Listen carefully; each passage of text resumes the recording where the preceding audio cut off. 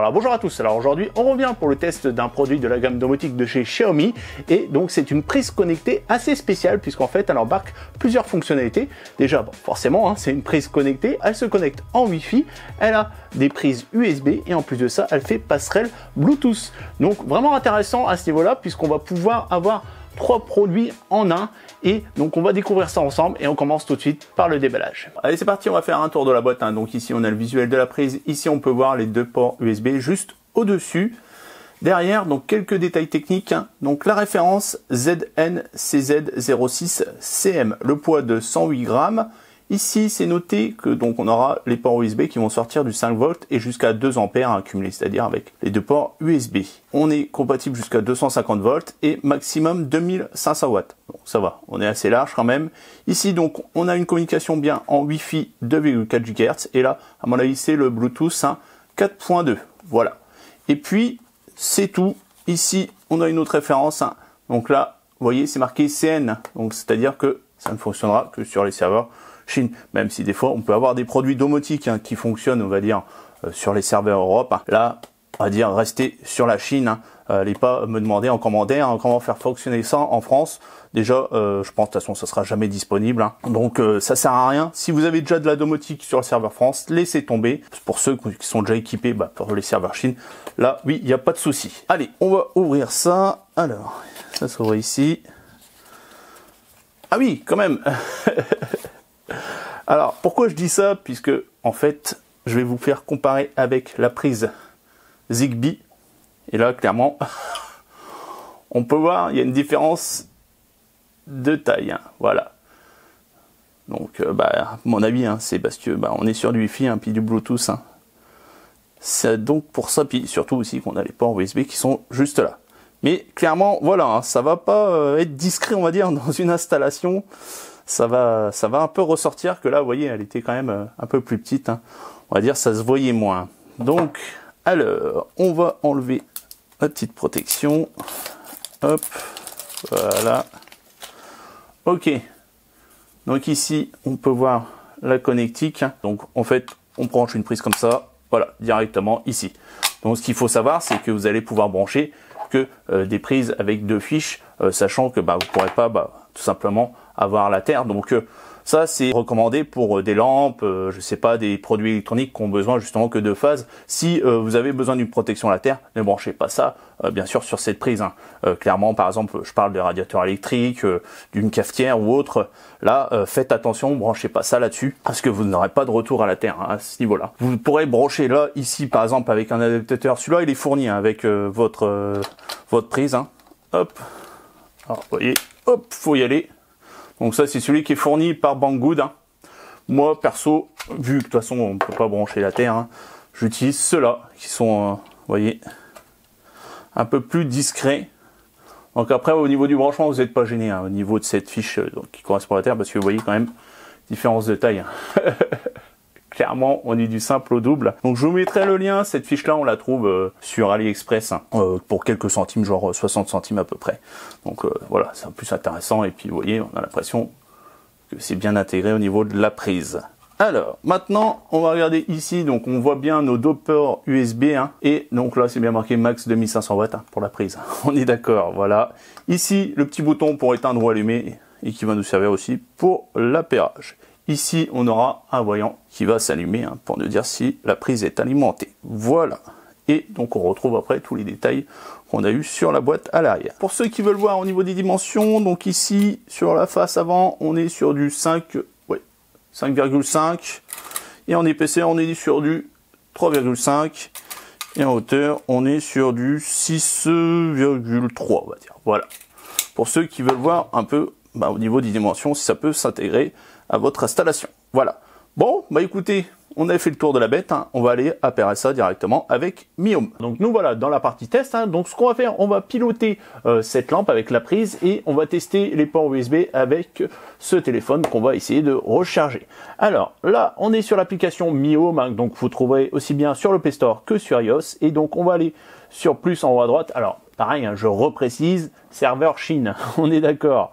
Hop, et là vous voyez en fait que la prise est déjà détectée grâce tout simplement, je pense, au Bluetooth hein, qui est intégré. Donc au final, vous voyez, elle apparaît puisque par exemple, vous voyez, vous avez la brosse à dents qui marche aussi en Bluetooth. C'est-à-dire tout ce qui est appareil périphérique Bluetooth, c'est-à-dire il n'y a pas besoin de les rechercher directement, on va dire dans la liste et après essayer de les appairer via Wi-Fi puisqu'en fait, vous voyez, ils se connectent déjà automatiquement en Bluetooth. Donc là, on va cliquer sur notre prise. On va sélectionner notre réseau. Donc moi, j'ai sélectionné mon réseau 2,4 GHz. Hein. Ça ne fonctionnera pas en 5 GHz.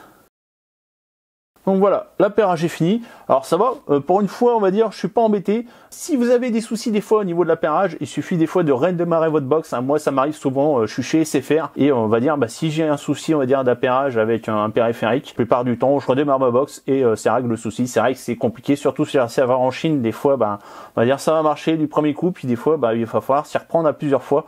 Donc moi, c'est un conseil que je vous donne. Bon, après, moi, je pense que c'est plus lié à mon opérateur. Donc là, on va choisir le studio, voilà, puisque hop, on est sur le studio et puis c'est tout. Hop, on fait suivant, voilà. Après, donc là, en final, on peut choisir ce qu'on va tout simplement piloter. Hein. Donc là, vous voyez, vous pouvez choisir. Donc vous avez un ventilateur, une télé. Donc moi, ça va être une lampe. Tiens, on va mettre desk lampe, voilà. Donc, lampe de bureau. Et donc là, on accepte et on a notre prise qui apparaît. Donc ici, vous voyez qu'elle est éteinte. Hein, et donc si j'appuie sur le bouton power, normalement, ça devrait s'allumer. Voilà, power on. Donc maintenant, on va faire le test en branchant la lampe, tout simplement. Donc maintenant, j'ai branché la lampe. On va tester power on. Voilà. Hop. Power off. Donc déjà, vous pouvez piloter, vous voyez, la prise via votre application, via votre téléphone. Mais après, on va faire avec un bouton, un switch que vous aurez bien sûr appairé aussi à la gateway. Alors chose aussi à savoir, c'est qu'elle est indépendante de la passerelle Xiaomi. Par contre, si vous avez des switches ou autres, il faudra bien sûr avoir la gateway, enfin la passerelle Xiaomi pour pouvoir les faire fonctionner ensemble, pour faire tout simplement des scénarios.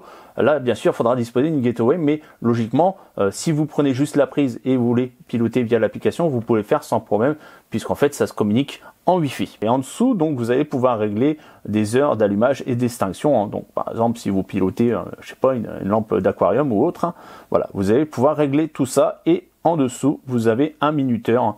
Donc, vous voulez, par exemple, que la lampe s'éteigne au bout de 30 minutes, si vous la mettez en lampe de chez, par exemple. Voilà. Alors maintenant, en haut, vous voyez, c'est marqué USB.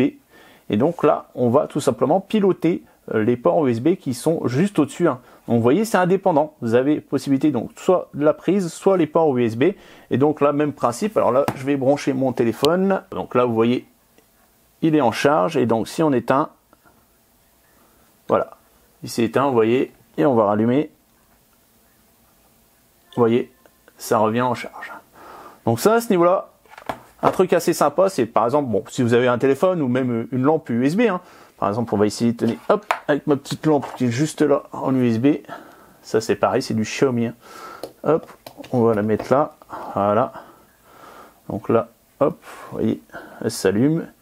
Et là, hop, on appuie, on éteint. Voilà.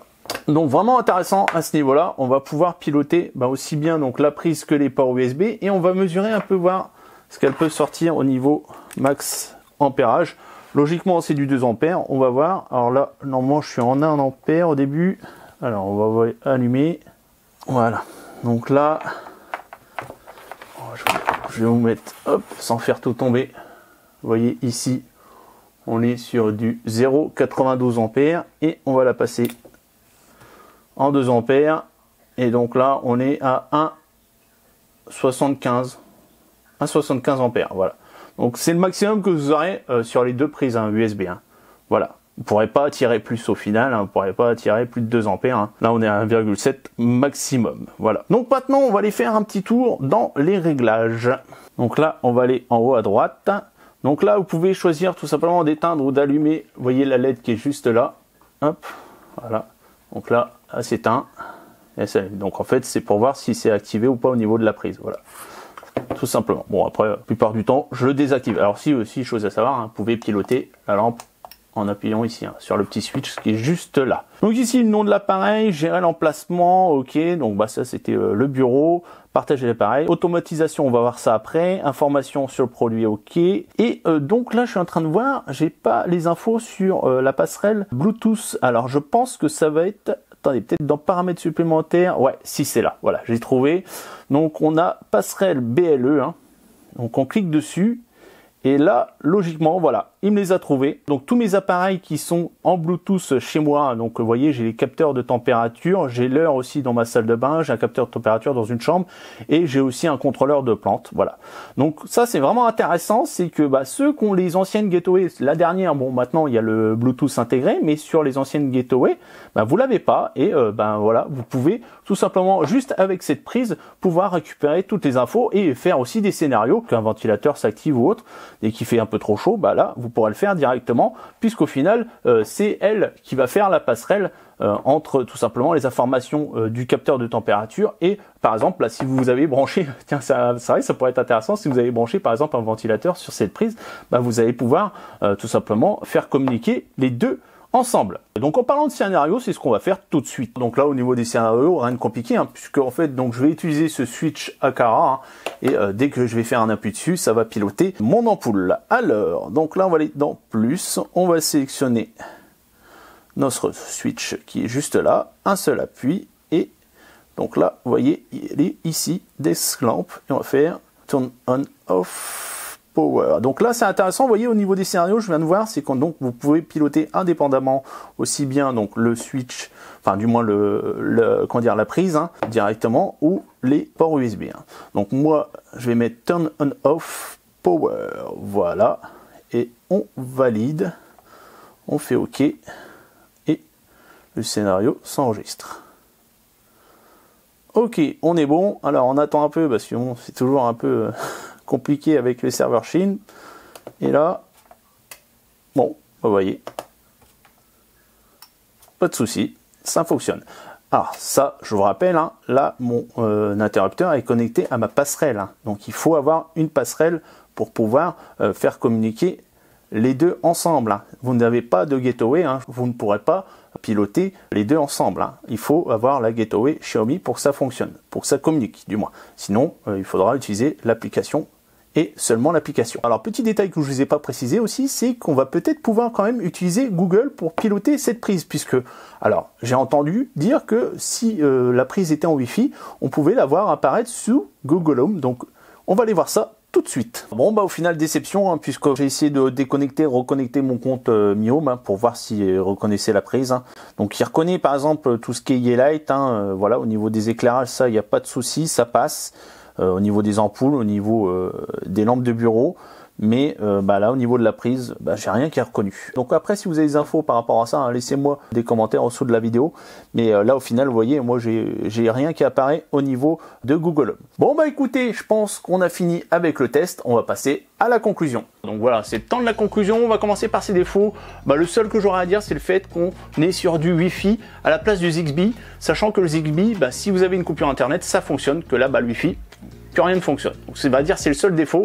Après, au niveau de ses avantages, vous avez pu le voir, elle est vraiment complète hein, dans le sens où on va pouvoir donc utiliser aussi bien les ports USB, la prise. Alors on perd, je crois, la consommation. Par exemple, ça c'est vrai, je ne vous ai pas dit au final comparé, on va dire, à la prise Zigbee. Hein, on perd la conso, etc.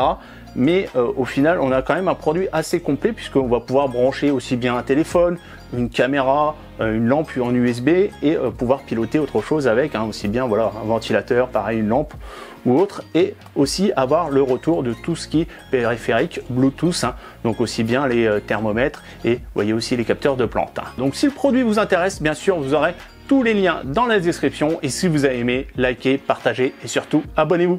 Ciao, bye bye, à la prochaine.